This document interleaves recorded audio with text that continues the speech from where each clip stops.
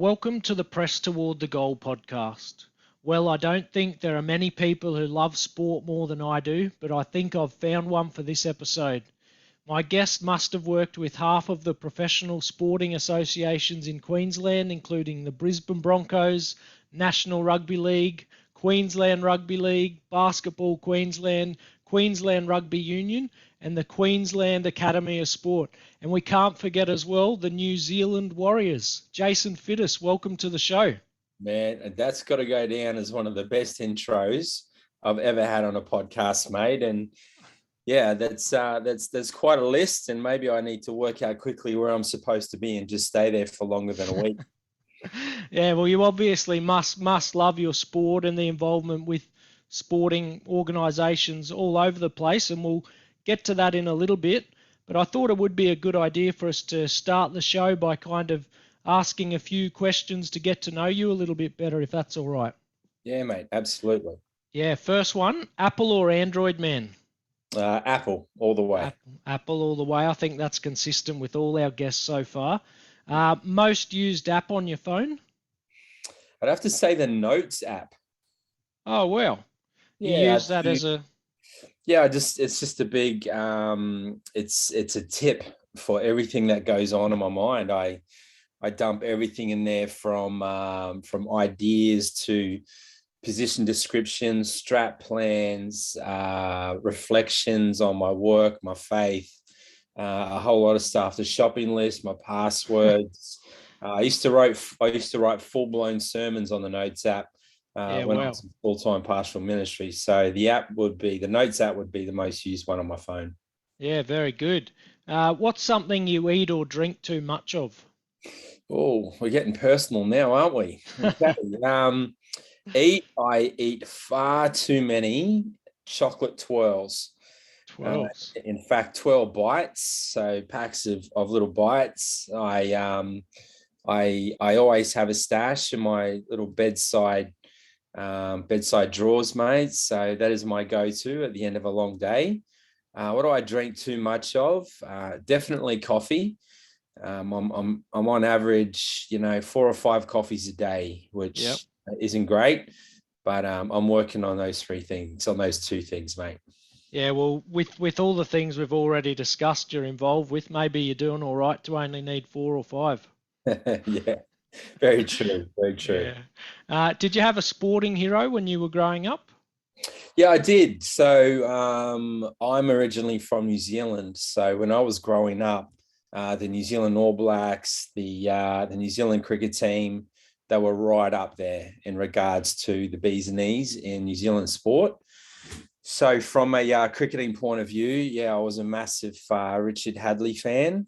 Really enjoyed him and what he was able to produce on the cricket field. And from a rugby union point of view, Grant Fox, he was an old fly half goal kicker. Heard the name. Back in the 80s. Yeah, he was an absolute legend as well. So that'd be 2 of my childhood heroes. Yeah, very good.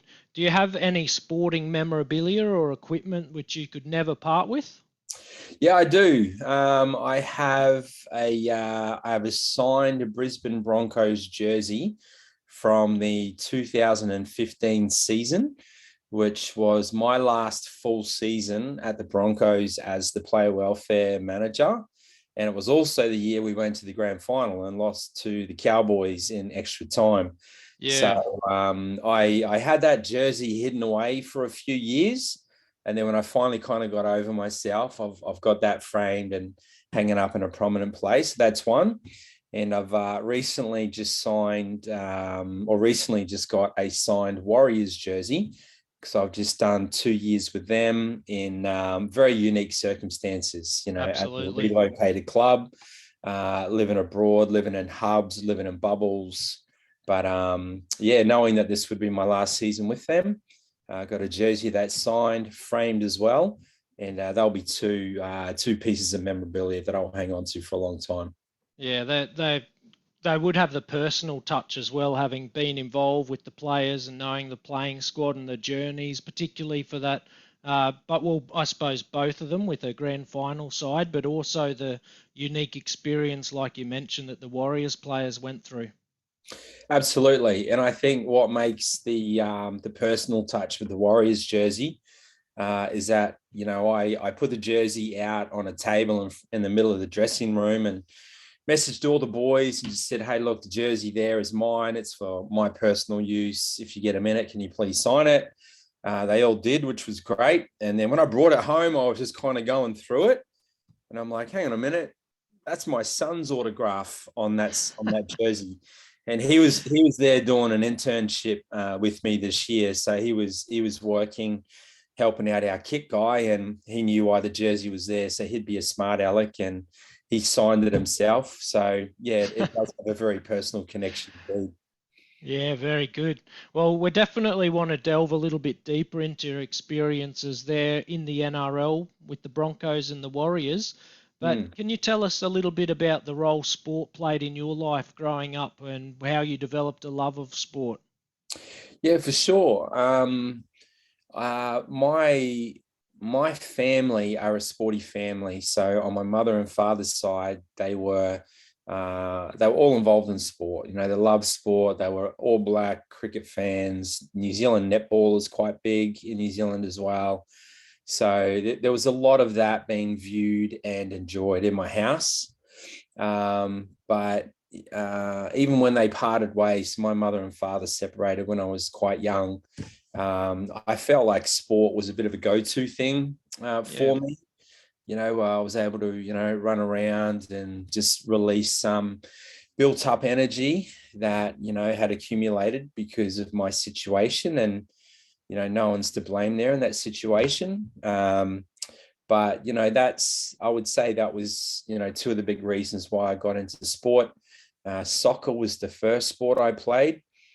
God has since forgiven me for act of sin playing soccer. And then I got into cricket, played a fair bit of cricket, played rugby union with my school. And then when we moved to Australia in 1988, I started playing basketball. So basketball is actually my favorite sport. yep. I'm still involved in it now. And in fact, I kind of run a local basketball club as well as a bit of a hobby.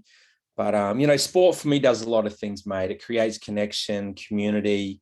It helps you to learn how to follow instructions from a coach, stick to a schedule that is a draw, wear a uniform, learn how to be a part of a team, deal with wins and losses. I'm not a fan of handing out medals to participants of Div 15 competitions. Yeah, I I'm with you really there. think it's something that we, should be striving for. And if you get it, great. If you don't, well, that's a challenge that is set before you. So I just believe sport, has so many things, and I'm a bit of a mental health advocate as well. And exercise, activity, sport, connection, community are all very important things for preserving mental health. Yeah, absolutely. I'm with you with all of those points. And I guess that kind of brings us to, well, I know that we're fast forwarding and skipping over a part of your life here, but I I can imagine that your appreciation for the importance of sport was somewhat of something of a trigger for you getting involved in the professional sports setting. Mm.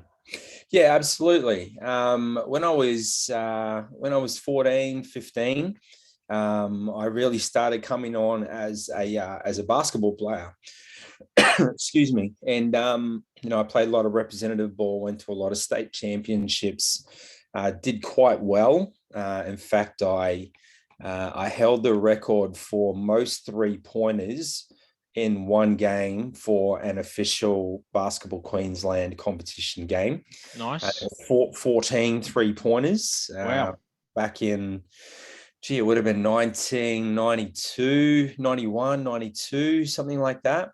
Yep. So I've kind of always loved basketball, but the issue is, I had developed some behavioural problems during those years, and got into a lot of trouble at school, and was out of home for extended periods of time. And I firmly believe that if I had somebody who kind of played the role of mentor and helped me focus on my basketball goal and dream, that who knows, maybe I could have played it semi-professionally, professionally, Maybe not at all, but just this whole idea of getting around athletes to help them develop not just skill but character. I thought would have been a great help to me. And when I kind of got myself together in the late 90s and then roughly around 2000, I started getting involved in community work and writing programs and workshops that were then being offered to, first local sporting clubs. And then it just kind of went from there and became a part of like state schoolboy programs, national schoolboy programs, and then invitations to, Brisbane Broncos to deliver some stuff from there. And then it just kind of snowballed and doors opened up and I met new people and it just kind of went on from there. Yeah, awesome. So you're kind of speaking about full pathways almost in different sports there.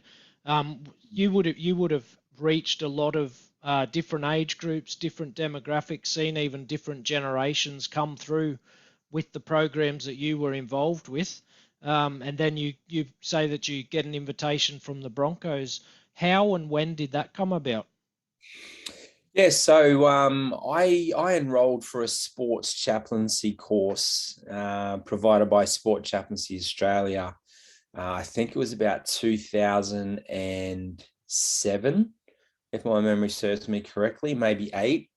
And that was actually being facilitated by the current Brisbane Broncos chaplain, Bill Hunter from the Salvation Army. And Bill's a great guy and he's doing some great work to this very day. And he mentioned that there was an opportunity at the Broncos to be the chaplain of the under-20s program who competed in what was then called the National Youth Competition, the Holding Cup. And that's kind of the age group that I really like working with as well. So that was the opportunity. But within that space, when, my colleagues heard more about what I do in regards to mentoring and running workshops and education sessions on a whole range of matters to do with life and well-being. I was given opportunities to do that. And then, I'd start presenting to what the Broncos call the Elite Player Development Program, the Under-20s program, then would take our young Broncos away to NRL rookie camps, and that would be an opportunity to invest in them as well.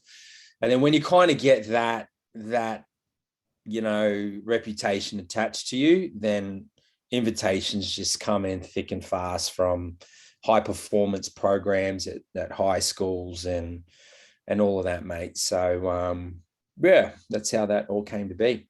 Yeah, awesome. And I think that people have this kind of notion that you're involved with the Brisbane Broncos. It's, all romantic, players are on the big bucks, the staff are all on the big bucks, but that's not necessarily the case, is it? Especially the staff, mate. Yeah, the staff are, unless you're the CEO, the head coach, the head coach's right man. Yeah, the staff are looked after, but not as well as the general public might think. And as weird as this may sound, on a full-time role, I used to be a pastor in a church, and at a full-time role as a pastor in the two churches that I've served in, I was actually earning more as a pastor than I was as a player welfare manager within an NRL club. And that's cool, because there's a lot of other perks, mate. You're in an interesting environment. You get to make a difference in lives that, contribute to on-field performance as well. But more importantly, above all of that, you get free clothes and tickets. So that was always a help. But no, mate, it's just like any other job at the end of the day. There's good days, there's bad days. Yeah. It's just like any other job. Yeah, but you do it for the love of the love of the athletes and the love of the people. I'm kind of sensing from our conversation is that for you it's really about the impact you can make on people, and obviously high profile people like National Rugby League players. They're people that even our own children, my own daughter, our own children, friends and family, they all have children and even themselves probably look up to these guys. So ensuring that we're creating good, strong, healthy role models is something which is really important, isn't it? Yeah, absolutely, mate. Absolutely. I had a couple in my life growing up, and they were instrumental in me kind of overcoming a few of my own personal and professional challenges. So, I see the value in that. There was a bunch of research done 10 plus years ago. I think it was out of Stanford University that looked into the influence that role models have upon a younger generation.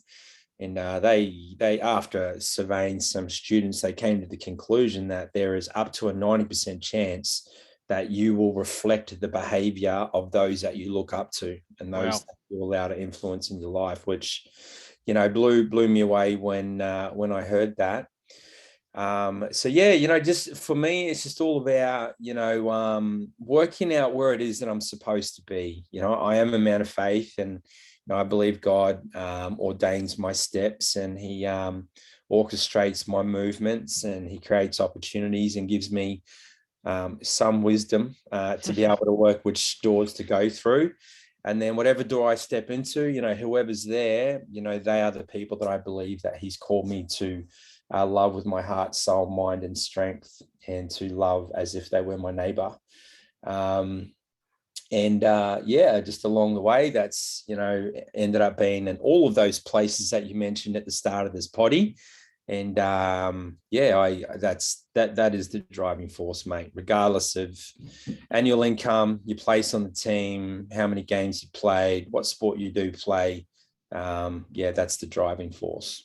Yeah, that's really good to know that there are people who are really emotionally invested and not just in there kind of for the for the ride of being associated with a sports club. But you've mentioned that you, and I did mention at the start as well, the various roles which you've had. You worked with the Broncos. Was that kind of your main entryway into the professional sports arena? It was my first profession. It was my first role in a professional sporting organization. I had worked in two semi-professional organizations before then. So one was the Wynnum Manly Seagulls, who play in the QRL Host Plus Cup competition. Yep. The other one was with the Redland Bombers, who played at that point AFL in the Northeast Australian Football League, NEFL, they used to call it back then. Okay. And and in those I guess levels of competition, you are exposed to a little bit of the high performance environment. It's a lot different, but there is parts of it. You get contracted athletes full time that fluctuate between state league level competition and national league, so you get a bit of exposure to that. And then, most of those programs have got high performance managers that, put in place schedules and individual development plans for nutrition and strength and speed and all that kind of stuff, So you get used to that. But outside delivering, education sessions and workshops to, national competitions and state competitions. Yeah, my first full-time paid role at a professional sporting organisation was the Brisbane Broncos. Yep, and then we moved ahead to New Zealand Warriors. I think you said 2015 was your last year with the Broncos, and then you go on to work with the New Zealand Warriors. How did that come about? Yep. So a couple of little things in between that time. I actually finished at the Broncos in 2016. Okay. Had a few personal issues going on, to be honest. I live with my heart on my sleeve, mate. So I'll just say that I was going through some mental health challenges myself, just because there was, it's a high pressure environment, and Absolutely. a bit of that got to me as well. On top of that, my wife was actually really, really ill at the start of 2016. And at one point, we actually thought she wasn't going to make it. Wow. So all of that was going on, and my work suffered, and I just came to the conclusion that I couldn't carry on in that role at the Broncos. So stepped away from that role. I took on a 6-month contract with the NRL implementing the State of Mind program across Queensland. So essentially it was educating and empowering community rugby league clubs to look after the mental health and well-being of its members. That was a highly administrative job, and I'm not the greatest administrator going around, so that didn't last long. And then at that point, the senior pastor in my home church kind of caught on to the fact that I had a change in career, and he approached me about a role at the church. So I took on that role as I guess the founder of a new campus, so a satellite church, a new group that went off to plant another church. Yep. But I hit COVID, didn't like it, didn't like the requirements that were being enforced upon churches, and I didn't like having to cap numbers and wear masks and not to touch people and sanitize this, sanitize that, come in this way, come in that way. It just took the fun out of it for me. So I finished up there, and it was around about that time that the New Zealand Warriors came knocking. And essentially the welfare and education manager at the Warriors, Jerry Siu, who I was good friends with from my time at the Broncos. Yeah, and in 2020, I think it was, end of 2020, he just reached out and said, look, we're going to be stuck in Australia for at least another couple of years. I would like to go home and be with my family. We need some wellbeing and education support for the players on the ground. Would you think about moving into the hub, which was in Terrigal on the central coast of New South Wales? Okay. For 2021. And spoke to my wife and my children. They agreed to that. So I moved in and just commuted to and from Brisbane and Newcastle every week until the second wave of COVID hit Sydney, middle of 2021. And then we all got moved up to the Gold Coast. We lived in hotels there for the rest of the season. And then this year, the Warriors were based in Redcliffe.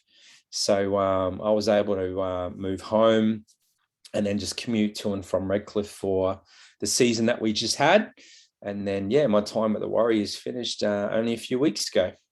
Yeah, wow, that would have been quite an adventure and an experience. Well, I'm sure we won't, and I certainly hope we won't have to go through again for everybody's well-being. But what was that like then? Were you the only kind of welfare and education officer within the camp itself? You mentioned Jerry CUC was over in New Zealand. Yeah, correct. I was the only one in camp. So the way the NRL Wellbeing and Education program works is that firstly, it is a program, and it's a program that's all about, building better humans, not just better players. And it is a program that has been developed over a number of years. It has been approved by the Commission, the Integrity Unit, and it has been funded by the game to then deliver the Wellbeing and Education program across all 16 and now 17 clubs. And of course, over the last few years, it's included the state cups as well. Essentially the funding provided to each club enables the club to employ how many wellbeing and education staff members they need to ensure that the NRL minimum standards for the program are being rolled out and delivered. So, in some cases, you'll have clubs that have employed 2 full-timers. One focuses on well-being, the other one would focus on like career coaching and career transitioning. Okay. So, you may have 2 full-timers that split it, 50% well-being, 50% career coaching, and so on. You might have a club that has 1 full-timer, 2 part-timers, another club that might have 4 part-timers. I actually don't think there's any of them, but you get the picture. Yeah. Just distribute their funds to build a team that they believe is going to ensure the well-being and ongoing professional development of its players. So with the New Zealand Warriors, Jerry was always the wellbeing and education manager. And we had another staff member, Ben Henry, and both of them are former New Zealand Warrior players. But they looked after the junior program back in New Zealand called the Future Warriors. Okay. And I was based in Australia looking after the NRL squad and our development players, our younger players who the club have identified as players of the future. So move them over to be a part of the program. The Warriors had a feeder relationship to the Redcliffe Dolphins. So players that weren't picked in the, what was 17 and then, 19 and then 20. And then I think we got up to 24 because of COVID reasons recently. The remaining squad members, of which there was about 49, 50 of them, they would drop back to either State Cup, Colts, or Mel Meninga Cup competition games with Redcliffe. So I played what you call a hybrid role, which means I'm a qualified wellbeing coach in professional sport, and I'm also a qualified career practitioner.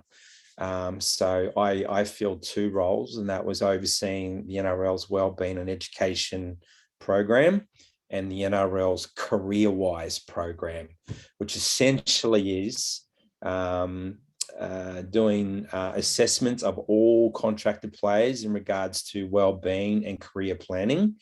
And on the back of that assessment, looking at the scores, which provide your baseline, look at areas of both wellbeing and career planning that may need work, and then building personal development plans to increase the scores and increase the, what we would call the flourishing for that particular individual throughout the course of a season. So it was a full-blown coaching program. I was another coach. Yep. But then on top of that, you're doing other things. You're delivering seminars. You're available during times of crisis. You're responding to critical incidents. You're getting the 4 a.m. phone calls from Friday's nightclub in the city. You're getting, you're transporting players to specialist appointments, to airports.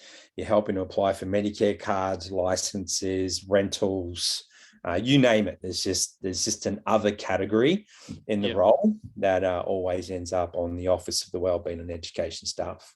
Yeah, you mentioned something there, responding to crises or crisis. I believe that you were involved. My daughter actually plays for Capalaba Warriors Rugby League Club. Oh, yeah. And I believe you sent a few of the players down there to help when they had a big rain event. The club was underwater, basically. Yeah, man.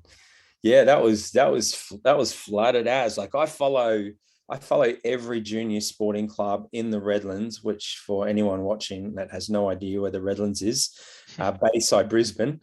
I follow every junior sporting club on Facebook, Instagram, just to kind of stay in the loop and whatever. And yeah, I saw some of the pictures going up at Capalaba Warriors, and it's not their first rodeo.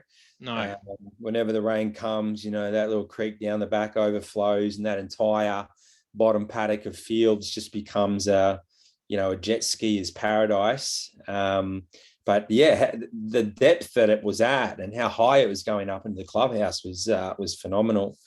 And by that time, what you call the NRL Apollo guidelines for COVID safety had started to drop off a little bit, and we were dropping phases so that we were able to go out a little bit more.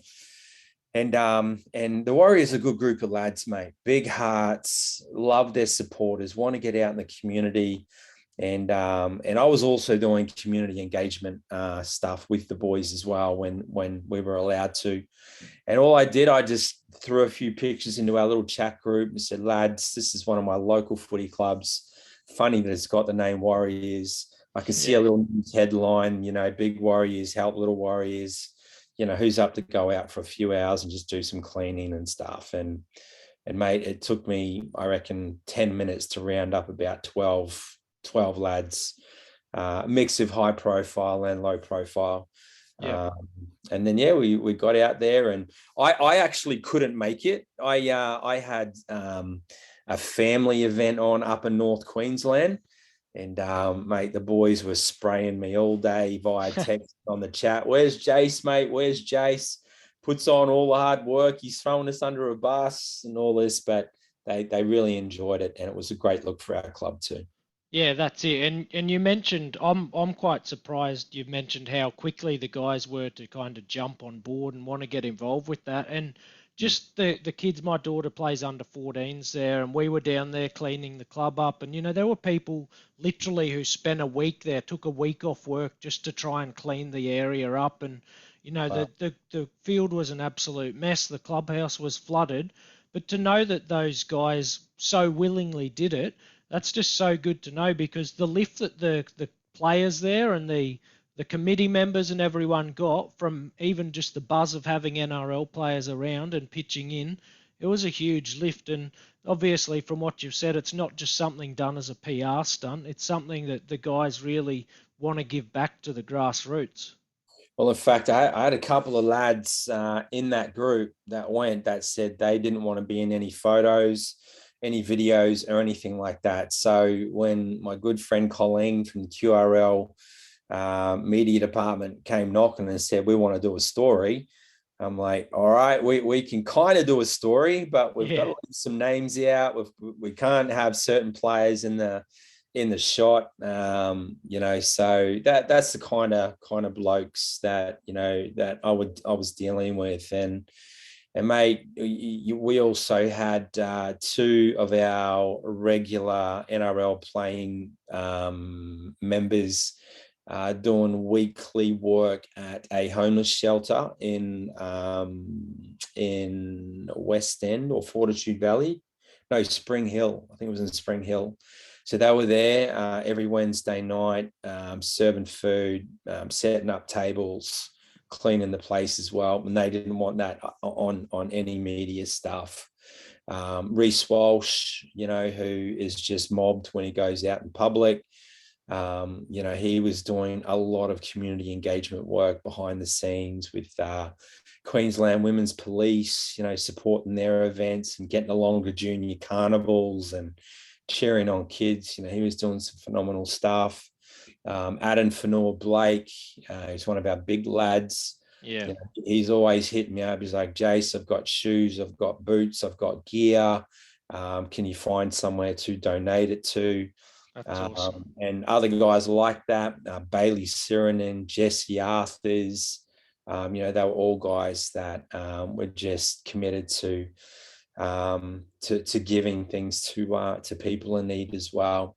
And then we had players that went around to schools running a Warriors education workshop that we had called Prepare to Perform. It was just about hydration, nutrition, sleep, and all wrapped up in a Warriors theme. And mate, we had guys like Dallin Watini-Lesniak and Dynamis Louis and oh mate, you name it, just big well-known Warrior players out and about. So mate, the thing I enjoyed the most about the Warriors is that just a great bunch of lads Yeah. um, doing some wonderful things that the general public would have no idea about. Yeah, that's exactly right. I mean, as you were speaking there, I was thinking, we obviously respect these guys' rights to privacy if they don't want to disclose what they're doing, but the NRL players as a whole get such a bad rap, always in trouble for doing this and that. And I've just had a quick think. I can't think of the Warriors really being involved with too many controversies, so it's probably no surprise really when I think about it that would be the caliber of the men there, and what they're giving back to the sport as well. Yeah, yeah. Look, that you're right. NRL players do get, an unfair rap. At sometimes though, they, do put themselves into situations that probably required some more thought and For better sure. decision making. But I think one thing that is important for the general public to remember is that, those who are playing at a high performing level right now, haven't just fallen into this line of work. They were identified as young as 13, 14, right?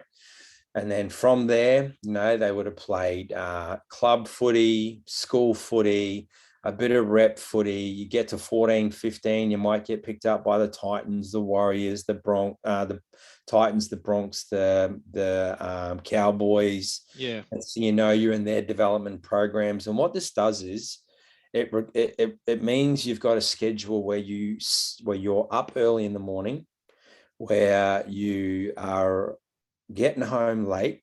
Your school holidays are taken up from some kind of tournament. Might be a schools one, a clubs champs one. It might be maybe a Pacific Island one. But from a young age, these good players have just been playing footy for a majority of their life. And what happens is they miss out on the opportunities that most of us have to let our hair down, to get out and about a little bit. In fact, I personally, and I'll claim complete credit for this one if it goes down like a lead balloon, but I call it a little bit of the Michael Jackson syndrome, and that is, Michael Jackson.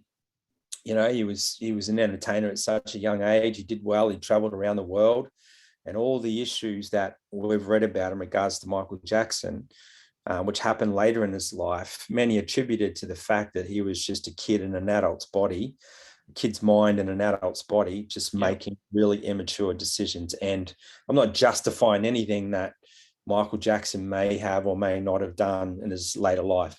Please understand me. Of course, yeah. But I'm just saying that these guys that are performing at a high level now, they have been on the pathway and in programs for a long, long time. And the first time they get an opportunity to enjoy free time with a bit of money in the pocket is when? It's when they become full-time NRL players. And that's where some of the issues come from, in my personal, humble opinion. Yeah, well, it makes sense, really, I think. What do you think about the NRL's commitment? You said yourself you're passionate about mental health. You're an advocate for that space, and obviously the wellbeing and education programs are kind of on that trajectory towards assisting with that facet of things. Do you think that the NRL has come a long way since you started with the Broncos to just this year being with the Warriors? Yeah, mate, I really do. Hey, I really do, and I'm not just saying that because I'm contracted to the Warriors, to the NRL at this very moment, which I am. I'm still involved and doing a bit of work for them.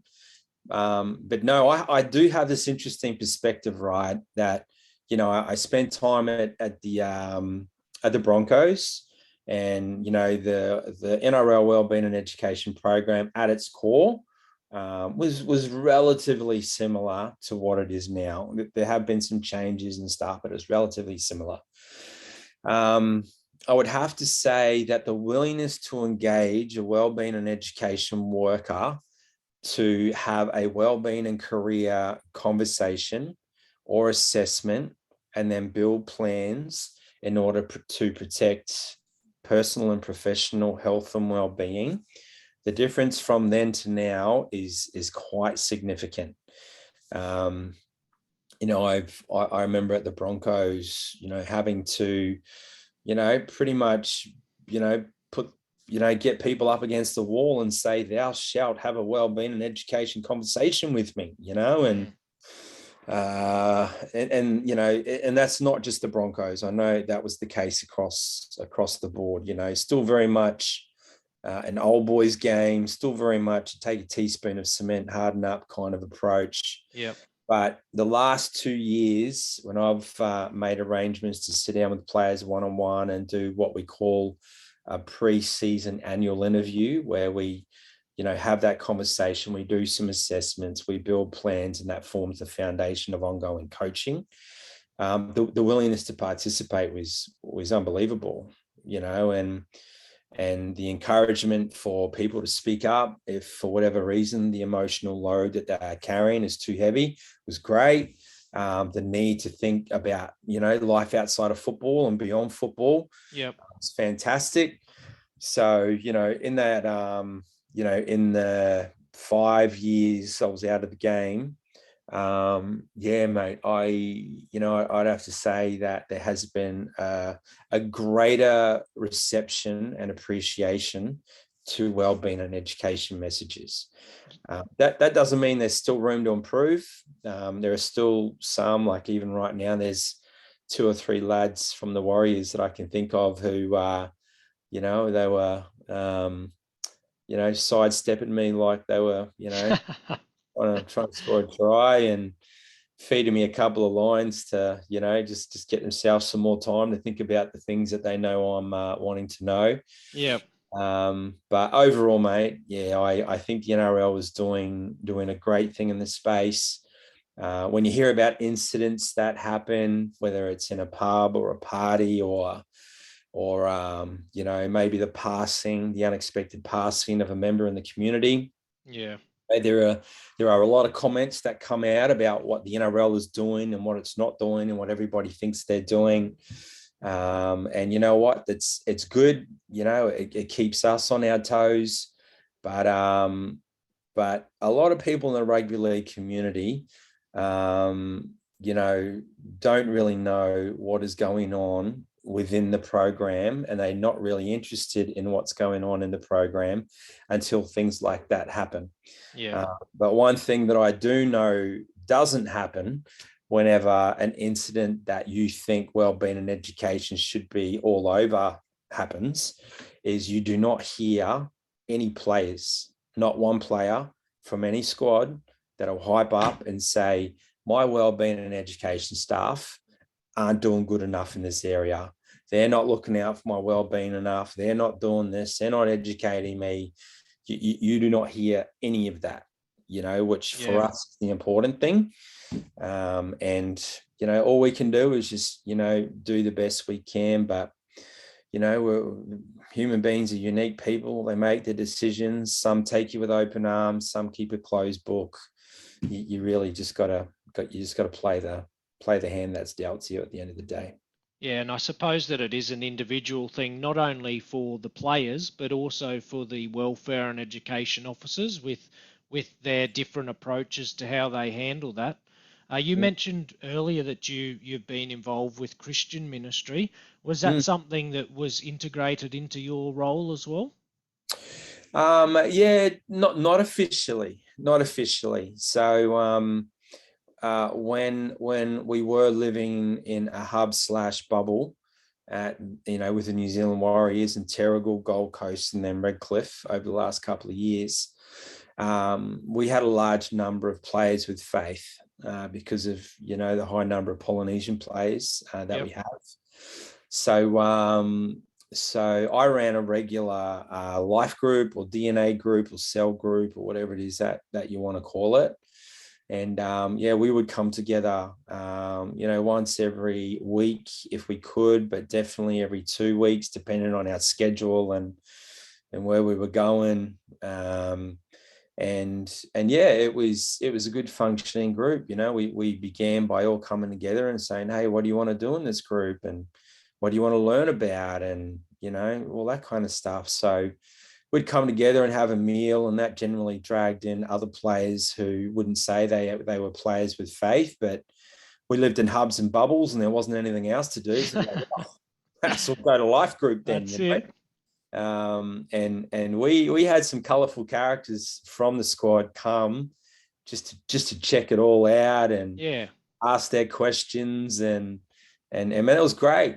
It was absolutely brilliant, and I would give the boys a heads up, and say, hey, look, so and so's coming tonight. We're just going to kind of press pause on our regular proceedings, and we're just going to go with the flow tonight and see what comes up and run with that if you're all good. Yeah. Most of them were just concerned that we were still going to have dinner. I can imagine.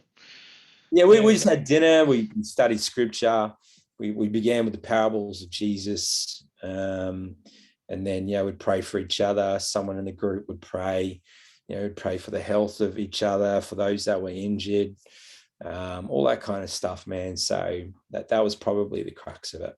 Yeah, that's awesome, and especially like you say, the Polynesian heritage, people with Polynesian heritage do tend to be a little bit more religious. So that's great that that's something that was, you were able to all share together in there. And obviously being in a hub, you build close bonds with a lot of people. You're kind of in a contained environment. So moving towards the end of your Warriors time and the close bonds that were formed there, the return to New Zealand for the first time in over 2 years for a match in Auckland, what was that like?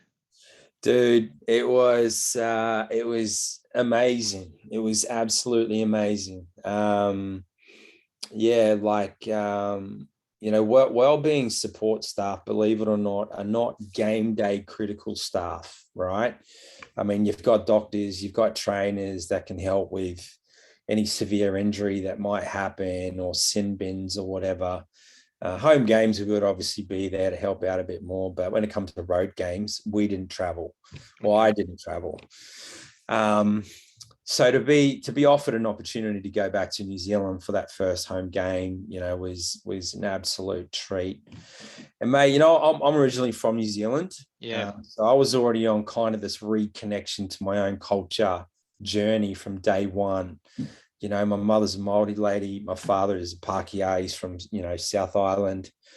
And I've been here in Australia since 1988. So, I've lost a bit of my cultural connection and I was enjoying being reacquainted with that. But, yeah, look, when we flew out and landed, in Auckland, it was a great reception.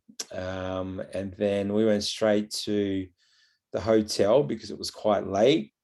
But then early the next morning, it was Tuesday. We went back to Mount Smart Stadium for the first time in, 2.5 years, just to train and work and stuff. And we rocked up in the team bus and pulled up to the gate at Mount Smart, and there was staff and media and supporters just everywhere, and there was a multi-culture group there. We're blowing the sea horns and things like that, and then we all piled off the bus, and you can just hear the Māori instruments playing in the background. And Would then have been amazing. Mate, it was awesome, and then we lined up at the gate, and then the tribal group did the equivalent of a welcome to country kind of thing, and welcomed us back into the site. And mate, I was emotional. I was crying. There was something going on within me that I hadn't felt for a while, which was, really, really moving. And then, we went into the facility, and I started getting to meet the rest of the staff, the New Zealand-based ones that I'd only communicated to through mail, email, and phone. Yep. Then the boys trained, and we had some media staff. We had community staff. We went out for a big dinner that night. Went back to our hotel at Sky City Resort in Auckland City there. And I remember going to my hotel, and, by this time, my wife and family and I had made the decision that we weren't going to relocate back to New Zealand and carry on working for the Warriors for a number of reasons. My kids are in school. My wife's got a business here. I was keen to go, but it just wasn't the right time. Sure. I got back to my hotel later that night, laid down in bed, absolutely buzzing. And I'm just thinking, Matt, that goes down as one of the best days of my entire life, right? And I was laying there thinking about it. And I thought, you know what? I said, that's it. I'm ringing up my wife tomorrow. I'm going to say, look, honey, I'm putting my foot down. We are moving. We're coming to Auckland. I know it's already funny, right? But listen to this. We're moving to New Zealand. I'm going to work for the Warriors. You'll be fine. Just trust me on this one. But this is what we're doing. So I went to bed with that plan, woke up the next morning, went to jump on the bus to go to training for the next day. Mate, it was like 5 degrees Celsius, pouring rain. It was going sideways because it was so windy. I got to about 9 a.m. My whole body was numb, and I'm like, you know what? I'm not going to make that phone call anymore. I think we'll just set up in Brisbane. Yeah. So yeah, that was crazy. But the rest of the week was good. We got out in the community, and then to have a packed out Mount Smart Stadium for that game was just unreal. I got to walk out of the tunnel before the playing group with a traditional Māori artifact to get onto Mount Smart for the first time. And had family that I have never met that I brought to the game as well. So I got to meet them, and then obviously we won. Yeah. And then we had a great night back at the hotel. We had dinner and a few drinks and just took it easy. And then the next day they threw us on a blooming 7 a.m. flight out of Auckland, which was a tough gig. That's brutal. But mate, it was a wonderful experience, and Yeah. I'll forever be grateful to the Warriors for allowing me to be a part of that. Yeah, that would have been amazing. Just a couple of quick questions before we go. Mm. What are we obviously see, rugby league players, sports people, they're still normal people. They have normal issues that everyday people face. They have their own personal problems. They got stuff going on in their families. They probably own health issues within their families, relationships. Then they've got on top of that injuries. They have things like social media commentary, everything, everybody feeling like they can put their opinion on them. What are the main things that you've kind of seen from your experience that players struggle to deal with? Yeah, look, I would say um, I would say they struggle to understand how significant reducing your quality of lifestyle will need to be when you stop playing the game and you're no longer on the big bucks that you are, Yeah, and getting all the freebies and handouts and support that you get, living in a program. I mean, I don't need it, but we all get given schedules. We get told where to be, what to wear. We get given food most of the time. Like everything's just mapped out for us. I observe a lot of these guys who eat out a lot, shop a lot. Yeah, not all of them to be fair, but yeah, I still think that a lot of our players are struggling to grapple with the significance of what that change will be. Having a drop back to not your income, Jace, like 150 grand a year. I'm just joking. I know you're not on 150 grand a yeah. year. Well, I'm happy for you to try and find some more if you can. Right. But not to the average income wage, but even still a little bit more than that. So I'd say that's one thing. But the second thing, like current issues, that they're dealing with, I would say, I would say the ability to take on feedback from coaching staff, from managers, Oh, okay. from wellbeing staff, from the media to a certain degree. But that differs too, depending on how old the Yeah, player is and how strong their resilience levels are, the role that they have within the team. I think all of that comes into it as well. But if you talk about, the big issues like, drugs, alcohol, mental health, finance, relationship breakdowns, all that kind of stuff, mate, you just need to go with the stats that we have today about the prevalence of mental health challenges, not necessarily diagnosed illnesses, but mental health challenges, which are two different things. okay. I think you just got to look at the stats to know that, within a squad of 50 odd, like what we had, that, there are a number of men who needed just some support and tweaking of perspective Yeah, to help navigate through some of those mentally challenging times. yeah.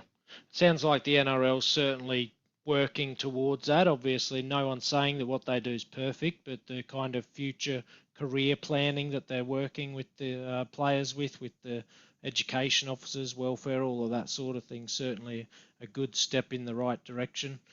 Final question I want to ask you is what we ask all of our podcast guests is you've obviously had a lot of interaction with professional athletes, a lot of people, lower level athletes as well. Might not be at the very top, but right across the board spectrum. When it's all over, how does Jason Fiddes want to be remembered by the people he's worked with? Oh, mate. What a question. What a question. I would like people to think that I was someone that brought hope into any situation. So I'm a hope giver. Yeah. Would like people to think that I am the ultimate encourager. I would like people to think that I am a loyal member. And I would like people to think that I am 100% transparent and vulnerable. If I can, if people use any of those words to describe me and what I do, with all of my imperfections and faults and all the mistakes that I've made and still make to this very day, if you ask somebody, tell me about this Jace Fiddes bloke. What's he like as a mate? What's he like to work with? What kind of legacy? If any of those words popped up, hope giver, encourager, loyal member, transparent, vulnerable, all of that, I'd be quite happy with that. Yeah, that's awesome. Well, you certainly are very, you've been transparent in our conversation here. You've been very honest, and I really appreciate that. It was great to have you on the Press Toward the Goal podcast, Jace Fiddes. Thanks, mate. Sorry I'm no James Baisley, but he is a legend. He is a So real good guy. if James is on here, I'm on here too, mate. No two ways about it. Good on you, Jace. Thanks for your time. No worries, Jack. Yeah.